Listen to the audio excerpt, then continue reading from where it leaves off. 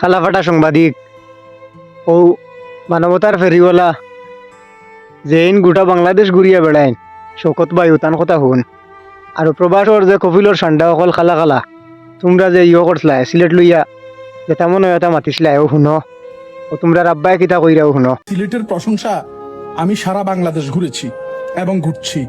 এই সারা বাংলাদেশে আজকে জুমার নামাজের পর একটা দৃষ্টান্ত আমার চোখে ধরা পড়লো।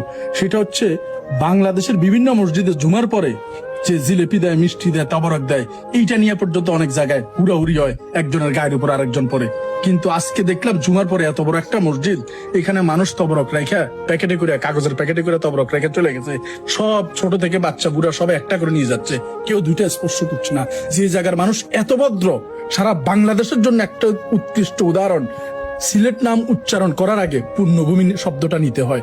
আপনি বিমানে যান, ট্রেনে যান, রেলে যান, বাসে যান, যেখানে যান, সিলেট ঢোকার আগে বলবে যে কিছুক্ষণের মধ্যে আমরা পুণ্যভূমি সিলেটে অবতরণ করতে যাচ্ছি বা ঢুকতে যাচ্ছি। যে পুণ্যভূমি আসলে সত্যিকার পুণ্যভূমি, নাহলে মানুষ কিভাবে এত সুশৃঙ্খল হয় নিজের চোখে দেখা।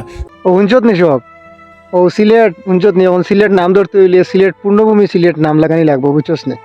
সিলেটের লইয়া লাগাতাইস না বুঝছো লাগাতাইলেও বিপদই হইবে। আর প্রবাস থাকি যে ঠান্ডা হলে লাভ দিছিলে কপিলর ঠান্ডা হল তুমি তাই ঠান্ডা হয়ে যাবে একবারে খাইয়া কপিলর ঠান্ডা আর একবারে হয়ে যাবে তুমি তাই ঠান্ডা বুঝছো নি। আর মাতিতাই নি আর মাতিতাই নি ফাইমাল চৌধুরী বাইরে লইয়া আর মাতিতাই নি মাতো পেশরি মাতো।